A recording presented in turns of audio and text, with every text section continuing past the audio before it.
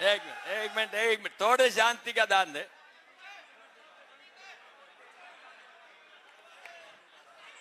सुंदर व्यक्तित्व के धनी भारतीय युवा सम्राट, राजनीति के एक कड़े हुए नेता, जन जन की आवाज, जन नायक हमारे भाई सचिन पायलट जी, इनके साथ आए हुए हमारे सीएलपी के लीडर राजस्थान से भाई टीकाराम जूली जी, और उनके साथ पधारे हुए विजेंद्र ओला जी जो आज विधायक हैं, कल सांसद होंगे, और भाई इंद्राज जी, रामस्वरूप जी राजस्थान से आए हुए हमारे साथीगण, 3 विधायक जो इंडिपेंडेंट हमें मदद कर रहे हैं, भाई सोमवीर जी, गोलन जी और काला जी, और सम्मानित मंच, और जहां तक मेरी आवाज पहुंच रही है मेरे सम्मानित बुजुर्गों, नौजवान साथियों, प्यारे भाइयों और प्यारे बच्चों,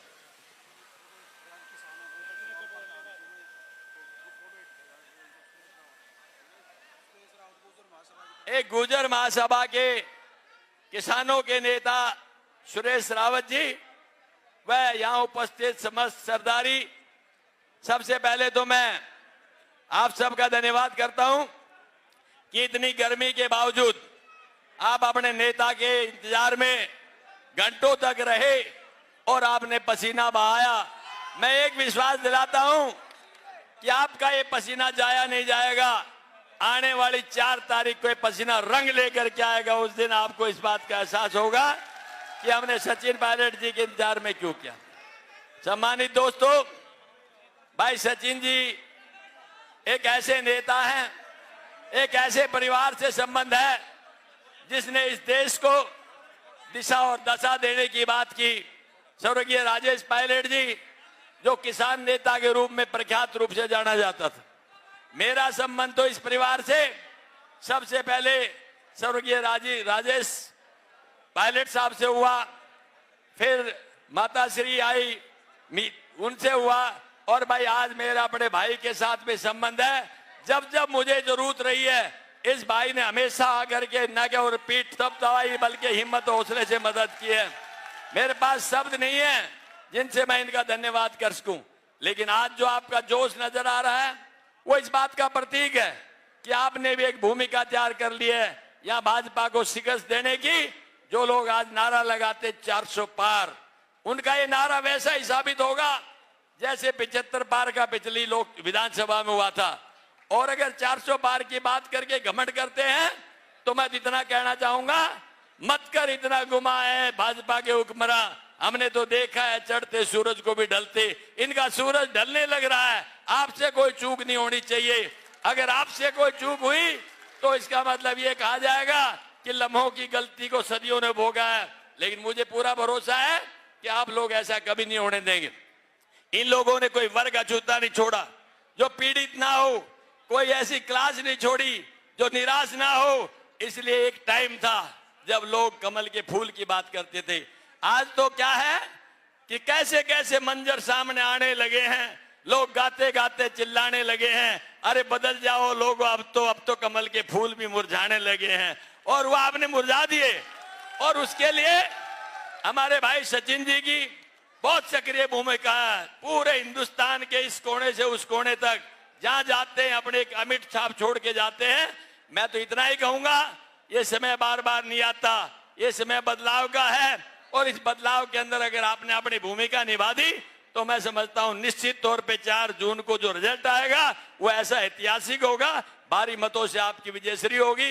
इन शब्दों के साथ मैं पुनः सचिन भाई का धन्यवाद करते हुए अपनी वाणी को विराम देता हूं। जय हिंद, नमस्कार। और एक और भाई, 22 तारीख को सारे भाई सुन लें, 22 तारीख को आदरणीय राहुल गांधी जी की रैली है दादरी में। और भाई इस जोश को बरकरार रखना और उस रैली को इससे भी ज्यादा कामयाबी की तरफ लेकर जाना। आप सबका बहुत बहुत धन्यवाद। जय हिंद। 10 बजे का टाइम। महेश सोडा जी कृपया तस्वीर भेंट करें। और अब मैं बुलाने जा रहा हूं इन 2 बातों को साकार करने वाले कुछ इन 2 लाइनों के साथ कि कामयाबी बड़ी नहीं होती, उन्हें पाने वाले बड़े होते हैं।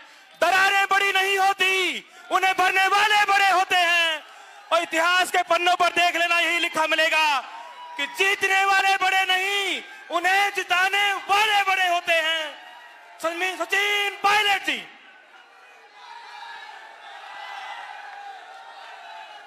हेलो। इस लोकसभा क्षेत्र से हमारी कांग्रेस पार्टी के खड़गे जी के, सोनिया गांधी जी के, राहुल गांधी जी के, हम सब के उम्मीदवार राव दान सिंह जी। और दान सिंह जी की खास बात यह है कि ये हमेशा से नौजवान हैं। 20 साल पहले भी नौजवान थे, आज भी नौजवान हैं। मैं तो लेकिन मंच पर उपस्थित हमारे राजस्थान से पूर्व मंत्री और झुंझुनू के नागर साहब, राम राम। भाई साहब मेरा भी प्रणाम स्वीकार करें। बहुत बहुत धन्यवाद। केवल एक शेर पढ़ना चाहता हूं, एक शेर, केवल एक शेर अपने शेर के लिए। भाई पढ़ दो, इजाजत दे दिए साहब ने, जोरदार ताली बजा करके पायलट साहब का स्वागत करेंगे।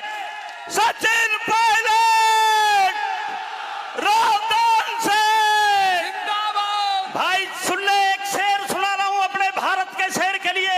मेरा छोटा भाई बेशक है सचिन पायलट, परंतु जब कल बॉम्बे में आप उतरे 10,000 लोगों ने आपको घेर करके आपका स्वागत किया महाराष्ट्र में। और दान सिंह जी आपको विश्वास दिला रहा हूं कि मैं 22 तारीख को आ ही रहा हूं। सचिन जी आपकी तरफ से मैं जा रहा हूं 22 तारीख को, और आपको विश्वास दिलाता हूं कि अपनी हस्ती मिटाने वाले हम ही होंगे, तुम्हें पलकों पर बिठाने वाले हम ही होंगे। दौलत तो हर कोई लुटाने को बेताब है तुम पर जान लुटाने वाले हम ही होंगे, जान लुटाने वाले हम ही होंगे। बहुत बहुत धन्यवाद भाई साहब, thank you so much, thank you. बहुत बहुत धन्यवाद। हमारे पूर्व मंत्री और झुंझुनू से भावी सांसद सम्मानीय ओला साहब, हमारे इंद्राज जी, कसाना साहब, राव साहब, इस मंच पे जितने भी नेतागण हैं उन सबको मेरा नमस्कार। और इस मंच के अलावा जो इस सभा में आप सब लोग मौजूद हो, मेरे बुजुर्गों, किसान भाइयों, नौजवान दोस्तों और प्यारे बच्चों, साथियों, आज की सभा चुनावी सभा है और आपके बीच में मैं अपनी पार्टी के लिए, दान सिंह जी के लिए, कांग्रेस के लिए वोट मांगने आया हूं। पूरे देश में बदलाव का माहौल है, ये चुनाव बदलाव का चुनाव है। मैं केरल में, आंध्र प्रदेश में, मध्य प्रदेश में, छत्तीसगढ़ में, जहां भी मैं गया हूं, उत्तराखंड, उत्तर प्रदेश, हर जगह लोग बदलाव चाहते हैं। 10 साल से बीजेपी की सरकार दिल्ली में है और लगभग 10 साल से हरियाणा में सरकार बीजेपी की है। इन दोनों सरकारों ने मिलकर 10 साल में जो हाल किसानों का किया है, जो हाल नौजवानों का किया है, हमारे सामने है। और इस बार पूरे देश में 4 चरण का चुनाव हो गया। सब लोग समझ गए, पहले 4-5 चरणों में कांग्रेस पार्टी और इंडिया गठबंधन की हमारे सभी उम्मीदवार बहुत आगे निकल गए हैं और बीजेपी पिछड़ रही है। इस बात को सब समझ गए। कांग्रेस पार्टी जो चुनाव लड़ रही है, हमने अपने घोषणा पत्र में 2-4 बड़ी महत्वपूर्ण बातें लिखी। सबसे पहली, इस देश के जो अन्नदाता हैं, जिनके साथ 10 साल से अन्याय हो रहा है, भारतीय जनता पार्टी ने वादा किया था कि किसान की आमदनी दुगनी करेंगे। मैं आपसे पूछना चाहता हूं, आप में से किसी की दुगनी हुई है आमदनी? उसके उल्टा खाद, बीज, तेल, पानी, डीजल, सबकी दवाई बढ़ गई, सबकी कीमत बढ़ गई, कीमत बढ़ गई। हम लोगों ने वादा किया, जो लोग काले कानून बनाते हैं, सरकार बनाने से पहले महंगाई की, किसान की, भ्रष्टाचार की, काले धन की बात करते हैं। 10 साल का लंबा समय जनता ने दिया। 10 साल दोनों सरकारों ने काम किया। किसानों पर लाठियां चलाई, आंदोलन करा तो गोलियां चलाई, सैकड़ों किसान शहीद हो गए दिल्ली के बॉर्डर पर, वो 3 काले कानूनों के विरोध में। और आज मुझे फख्र है इस बात का, कांग्रेस वो पार्टी है पूरे देश में जिसने पहली बार एक घोषणा करी है कि समर्थन मूल्य पर कानून बनेगा, एमएसपी पे कानून बनेगा और कोई भी व्यक्ति, इस देश में कोई भी व्यक्ति कालाबाजारी कर कर, जमाखोरी कर कर किसान का शोषण नहीं कर सकेगा। समर्थन मूल्य पर कानून बनेगा, उससे कम कीमत पर देश में कहीं बिक्री नहीं होगी फसल की। ये पहला हमने एक बात रखी अपने मैनिफेस्टो के अंदर। हमने कहा भाई देश में जो गरीब परिवार हैं, हर गरीब परिवार को प्रति वर्ष 1 लाख रुपए की मदद देनी पड़ेगी। महंगाई आसमान छू रही है, गैस का सिलेंडर 1000-1100 रुपए का हो गया, पेट्रोल डीजल 100 रुपए लीटर हो गया। बाजार में कुछ सब्जी लेने जाओ, फल फूल साग सब्जी तेल चीनी चाय पत्ती कुछ भी ले लो, आसमान छू रही है। तो देश के सबसे गरीब जो परिवार हैं, प्रत्येक परिवार को 1 लाख रुपए प्रति वर्ष हम लोग देंगे, ये हमने वादा किया। बीजेपी की सरकार ने 10 सालों में चंद लोगों को देश के तमाम हवाई अड्डे, गोदाम, रेलवे लाइन, खान, बिजली घर सब दे दिए। चंद लोगों के 16 लाख करोड़ का कर्जा माफ कर दिया, 16 लाख करोड़ का। ये चंद लोगों को बनाना चाहते करोड़पति, हम करोड़ों लोगों को बनाना चाहते लखपति। ये कांग्रेस पार्टी ने वादा किया। नरेगा के काम चलते हैं, हमने कहा नरेगा में जो दिहाड़ी मिलती है 200-250 रुपए मिलती है, हमारी सरकार बनेगी तो हम 400 रुपए प्रतिदिन देंगे। वे रोजगार का अधिकार कांग्रेस ने दिया था। आज हम चाहते हैं कि 30 लाख जो खाली पद पड़े हैं भारत सरकार के, उन 30 लाख पदों को हम लोग भरेंगे। महिलाओं के लिए, नौजवानों के लिए, किसानों के लिए हमने घोषणा पत्र में लिखा। और मुझे बड़ा अजीब लगता है, भाजपा के साथी बोलते हैं कि कांग्रेस की सरकार बन गई तो तुम्हारा मंगलसूत्र छीन लेंगे। सुना आप लोगों ने? कहते हैं धर्म के आधार पर आरक्षण होगा। मैं आप लोगों को बताना चाहता हूं, ना तो इस देश के संविधान में लिखा है, ना हमारे मैनिफेस्टो में लिखा है धर्म के नाम पर आरक्षण नहीं होगा। इस देश में जो गरीब होगा, वंचित होगा, पिछड़ा होगा, उसको आरक्षण मिलेगा। ये बैठी सरकार दिल्ली में, मैं इनसे पूछना चाहता हूं, सरकार आप 10 साल से चला रहे हो, हरियाणा में 10 साल बीजेपी की सरकार रही, 9.5 साल मुख्यमंत्री खट्टर साहब थे, उनको आखिर क्यों हटा दिया? अगर इतना बढ़िया काम कर रहे थे तो आखिर के 6 महीने में क्यों हटा दिया? हटा दिया मतलब कुछ गड़बड़ी थी, गड़बड़ी थी तो लोकसभा का टिकट क्यों दिया? ये समझ गए हमारी जमीन खिसक रही है। आने वाला समय नौजवानों का है, किसानों का है, आप लोगों का है, कांग्रेस का है। इसलिए आप लोगों से मैं वोट मांगने आया हूं, आप लोगों से समर्थन मांगने आया हूं। हम लोग चाहते हैं देश में अगर सरकार चले तो किसी की पसंद नापसंद से ना चले, संविधान से चले, संवैधानिक संस्थाओं से चले। और आप सब लोग जागरूक लोग हो।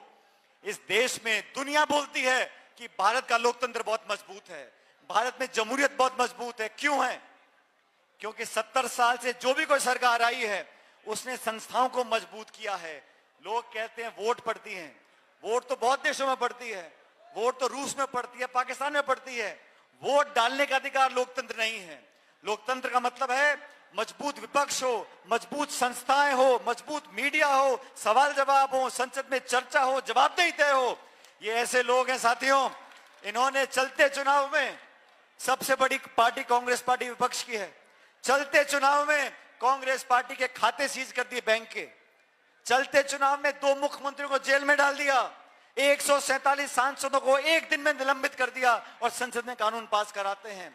आपने देखा चंडीगढ़ में महापौर के चुनाव थे, महापौर के चुनाव में चुनाव अधिकारी बैठ के खुद वोटों को खराब कर रहा है। वो तो कैमरा में पकड़ा गया, तब सुप्रीम कोर्ट ने हस्तक्षेप कर न्याय दिलाया। संस्थाओं को कमजोर करना, विपक्ष को खत्म कर देना, कांग्रेस मुक्त भारत बनाना, इस प्रकार की बातें बोलते हैं। अब जब घबरा गए, पूछो कि महंगाई क्यों बढ़ गई, बेरोजगारी क्यों बढ़ गई, शिक्षित नौजवान बच्चे बच्चियां दर दर भटक रहे हैं, तो क्या जवाब आता है? हिंदू मुसलमान, मंदिर मस्जिद, हिंदुस्तान पाकिस्तान, इसके आगे सुई अटक जाती है। मैं आपसे पूछना चाहता हूं, अब चुनाव को 2 हफ्ते हो गए, कोई भाजपा का नेता मंत्री मुख्यमंत्री आके बोला आपके हरियाणा के अंदर, आपके क्षेत्र के अंदर आकर कि मैं महंगाई कम कर दूंगा, मैं बच्चों को रोजगार दे दूंगा? ये वो लोग हैं भावनाओं से खेलकर सिर्फ वोट लेना जानते हैं।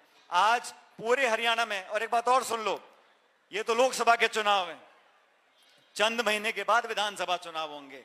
और आज मेरी बात नोट करके देख लो, हरियाणा में बनेगी कांग्रेस की सरकार 6 महीने बाद, कोई रोकने वाला नहीं है।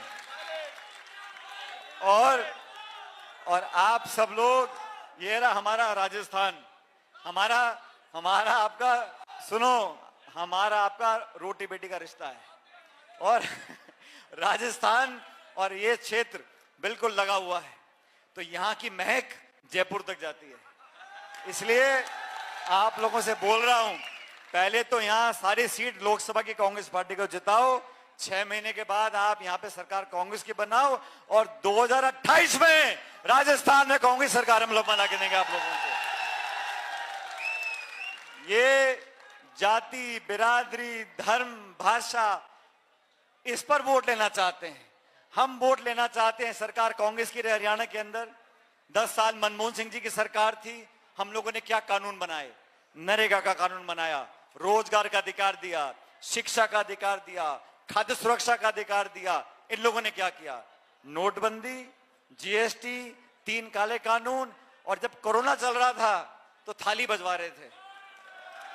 ये सिर्फ भाषण देना, और देखो भाई भाषण में तो कोई कमी नहीं है, ऐसा लचीला भाषण देते आदमी सुनता रहता है।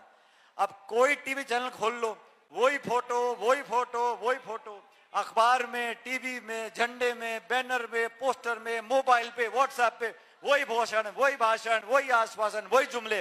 अरे भैया 10 साल हो गए, 10 साल सरकार में रह लिए, अब कहने 5 साल और दे दो कि भाई तुम्हें तो चाहिए 15 साल, और जो लड़का जाना चाहता है फौज में उसे बना दो अग्निवीर, उसे दो 4 साल। ये कहां का न्याय है, ये कहां का न्याय है। हमने कहा सरकार हमारी बन गई तो वापस पुरानी भर्ती खोल देंगे, अग्निवीर को खत्म करेंगे ताकि लोगों को नौकरियां मिले। इन लोगों का कोई संबंध नहीं, ना किसान से, ना किसानी से, ना फौज की जो भावना को समझते हैं, वोट बटोरने के माहिर हैं। लेकिन जनता ने, और भाई आप भी कमाल के लोग हो, जब देते हो तो बम्पर फाड़ के देते हो। ऐसा दिया एमएलए, एमपी 1 बार 2 बार लगातार देते रहे। अब थम जाओ, डट जाओ, अब बदलाव का समय आ गया और बदलाव शुरू करना पड़ेगा लोकसभा चुनाव से। जिस राज्य में गया हूं, मैं कल उड़ीसा में था, उड़ीसा में बहुत लंबे समय से कांग्रेस पार्टी चुनाव नहीं जीतती, वहां पे ऐसा माहौल मैंने देखा। सच बात तो यह है कि जनता आगे आगे, नेता पीछे पीछे हैं। जो भी पार्टी के नेता हैं जनता की आवाज को महसूस कर रहे हैं। जनता के जहन में आज मुंह से कोई नहीं बोल रहा, लेकिन सबके मन के अंदर यह है कि बटन ऐसा खींच के दबाऊं कि इस बार यहां से राड काट दो इनकी। तो भारतीय जनता पार्टी, और मैंने पूछा दान सिंह जी से, मैंने कहा दान सिंह जी बाकी कितने लोग चुनाव लड़ रहे हैं, मैं सच बता रहा हूं, मैंने पूछा कौन कौन लोकसभा के उम्मीदवार हैं, तो दान सिंह जी को 2 मिनट सोचना पड़ा कि बाकी कौन कौन चुनाव लड़ रहे हैं।